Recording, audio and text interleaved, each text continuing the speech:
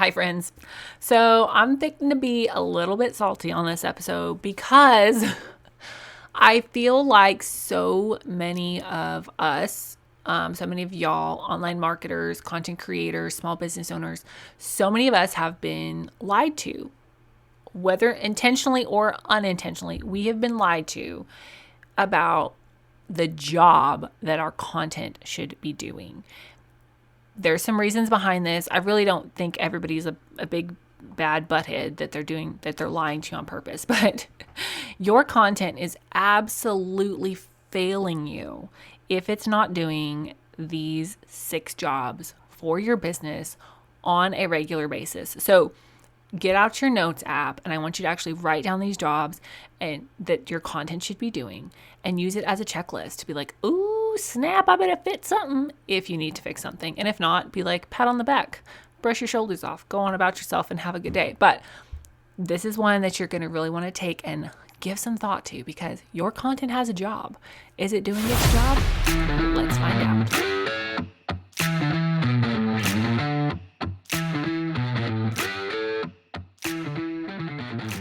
Well, hey, pal, you already know that you need to create content to market your business. That's not news to you. And if you're here hanging out with me, then you know that building your business and life on the social media hamster wheel is not what I'm going to recommend. But what kind of long-form blog content are you supposed to create? What keywords are actually going to lead to, well, leads? And how in the world are you supposed to keep up with your content consistently? You are going to learn the answer to these questions and so much more inside of my brand new live workshop. Save your seat for the Content Systems for Sales live workshop with 3 available time slots on April 28th at 12, 2, and 6 p.m. Central Time. Print your notebook, grab your pen, and get ready to learn. You're going to learn the number 1 easy angle shift to help your content reach ready to purchase buyers, not just the looky-loos, what most SEO gurus won't tell you about traffic numbers, and the missing link to compounding content. You're going to get 1 hour of straight shooting value-packed training to help you get more sales from your evergreen content.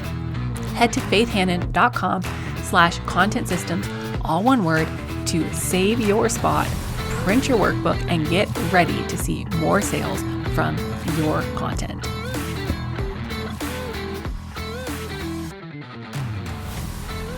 Okay, so flashback with me. There's this Medea movie. I used to watch all the Medea movies, and then they got pretty raunchy, and I don't watch the new ones. So if there's new ones that are really raunchy, I have not seen them. But I used to watch all of Tyler Perry's Medea movies because they're hilarious. And there's this one movie, I don't even remember which one it is, but the main character is dating a girl who is extremely annoying. And she calls him Byron when she's mad at him. And she looks at him, they're struggling for money, and she looks at him and she's like, if I have to get a JAB, you ain't getting NUN. And so every time I say the word job, I jokingly want to misspell it on purpose because I think it's hilarious and it makes me giggle to myself. But so if your content is not doing these JABs, it's not going to do any good. Okay. And pals, if you are not signed up for the Content System for Sales live workshop, get your happy little tush in there, because I'm going to teach you the 3 secrets to stop spinning your wheels and start getting leads from your content, because nobody wants to waste time creating content, right? But so many of us are creating content, and it's not actually doing anything for our business. So inside of that workshop, I'm going to give you 3 secrets to stop spinning your wheels and start getting leads from your content, and teach you the exact system that you need to go through to create content for sales. Okay. So today, though, we are chatting about your content is failing you if it's not doing these 6 jobs on the reg. Okay. The number one thing that I need you to get in your brain, and I need to get in my brain, we all need to get in our brains about our content's job. Number 1 thing, it needs to be bringing in new email list subscribers, if not daily, at least weekly. You should be seeing new subscriber alerts in your inbox. I'm not talking new followers on Instagram. Y'all know that is not where I'm building my life. I'm not building my life on rented ground over on Instagram. You should be seeing new email list subscribers for your email list from your content on the reg, because your content is out there to serve. Yes, absolutely, we should be serving, but it is also out there to help grow your business. Okay? Because if you can't sell the thing that you do, the product you created, then you can't actually fully help somebody the way that you want to help them. Okay? The number 2 thing your content should be doing is be bringing in new clients or sales. It should be. It has a job. If your content is not bringing in sales, if it's not bringing in new clients, then something is broken. And we're going to go over that inside of the Content Systems for Sales workshop. But if your content is not bringing in new email list subscribers and new sales, is very broken and we need to fix it. Okay. And number 3, your content should be building brand loyalty. If you don't have, and I say this with like a lot of humility, but if you don't have people that love what you do and how you help them, then something is off in your content strategy. Okay. Yes, you should actually do the things that you say you should do, and you should help them, and you should have wonderful student testimonial reviews. You should go above and beyond. You should under promise and over deliver. You should actually be really good at the thing, and you should actually really help people, right? But if you haven't built some brand loyalty with your content, then you're missing the mark. That is a major job of content creation that nobody wants to talk about. Now, I think I'm going to interject here. I think a lot of our issues with content, as business owners, a lot of our issues with our long form content strategy and us not making it do the jobs that it needs to do, a lot of our issues there stem from the whole social media content being king and that being what's talked about so much, and just needing to post just to post and feed the algorithm. Because last time I checked, and I have some friends with very large social media accounts, very large, and they're like good friends, in real life friends, text each other friends. Like, I have some friends with very large accounts. Okay. So I actually kind of keep tabs on what's working and not working. The last time I asked one of my friends, she said that I would need to be posting 2 to 3 months consistently every day before I could see any kind of traction or sales from my social media account. Now, I'm not saying social media is all bad. I'm not saying that I'm never going to use social media for my business again. I'm not saying that. I'm just saying that our idea of what content should do for a business it's almost skewed by the social media content strategy, because with social media, there is an element of everyday engagement and everyday posting that you have to keep up to see success there. You don't have that same constant attention demand when you're creating long form blog content, because there's not an algorithm with a massive ego that needs stroked every day like there is with social media. And so if you can make that shift in your content, like, oh, you're not just your long form content, your blog content, if you can make that shift in your thinking, like, oh, I'm not just posting just to post to say I posted and have something out there to feed the algorithm.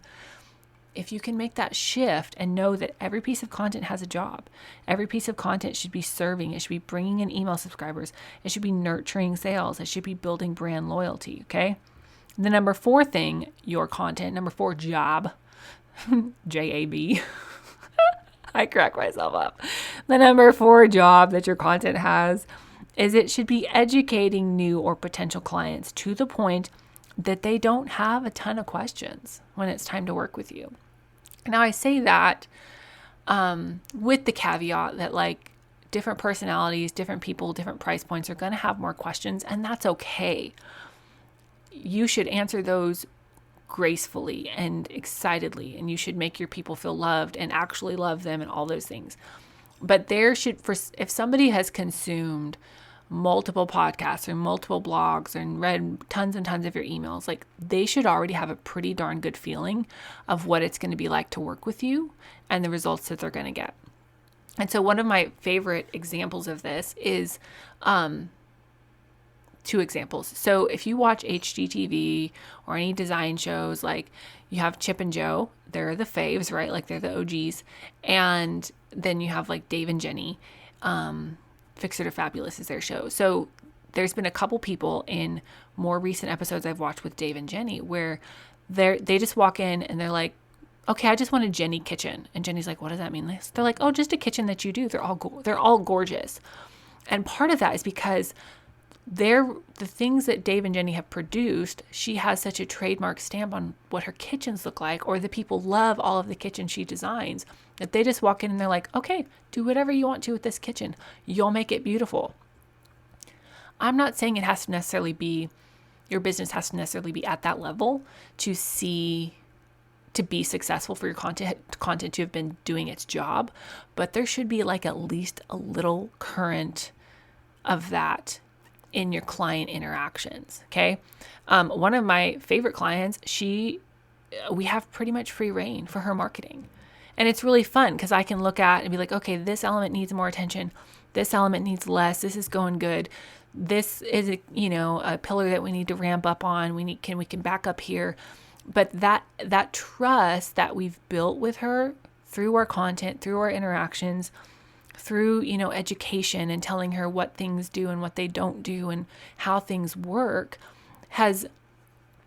it's not just that she's easy to work with. She's fantastic and always has been, but it gives me as a service provider way more freedom to actually serve her and her business in the way that needs done, instead of like, well, we agreed to 5 posts per day, so that's what we have to do, when maybe that's not what she needs.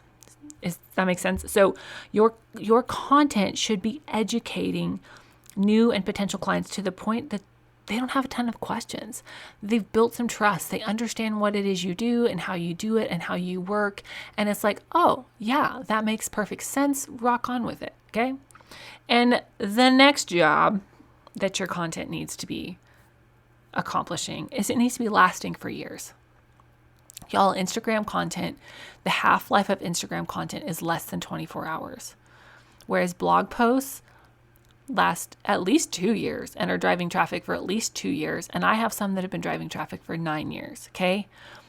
Your content needs to keep doing its job for years and years and years and years and years. Your content should be like compounding interest for your business. If it's not, we need to fix that. Okay. Because you're putting so much time, if you're putting all of your time and effort into content that only works for your business for 12 to 24 hours, what are you doing? When you could put the same amount of effort, maybe a tiny smidge more, into content that's going to last for years and years and years and years. And this is another ginormous reason why I think you and your happy little self need to get inside of Content Systems for Sales, the 1-hour workshop. Go to faithhannon.com/content systems and get in there, because I'm going to teach you the system to create content for sales long term. Okay. And the last job of your content is it needs to repurpose easily. Like I said, I'm not anti-social media. I'm not saying you should not use social media for your business, but if you will create one piece of long form content and then break it up strategically for multiple pieces of short form content, it's going to make your life so much easier, and it's going to make your message so much more cohesive, because you have one giant, well thought out thing that then you can strategically break down into smaller things. So head on over to faithhannon.com/content systems and save your seat inside of the live 1-hour workshop on April 28th. There are 3 time slots available: 12, 2, and 6 p.m. Central Daylight Time. Bring your notebook, bring your party pants. We're going to have fun, and you're going to learn, because I'm not about to waste an hour of your life. All right, y'all. We'll chat with you tomorrow. Bye. Thank you so much for listening in today. Hopefully this episode gave you some really tangible tips for better SEO and marketing to get more leads and more sales from your website. If it did, can I ask you a quick favor? Would you please share this episode with a friend and then just take 10 seconds and go leave a written review on Apple Podcasts?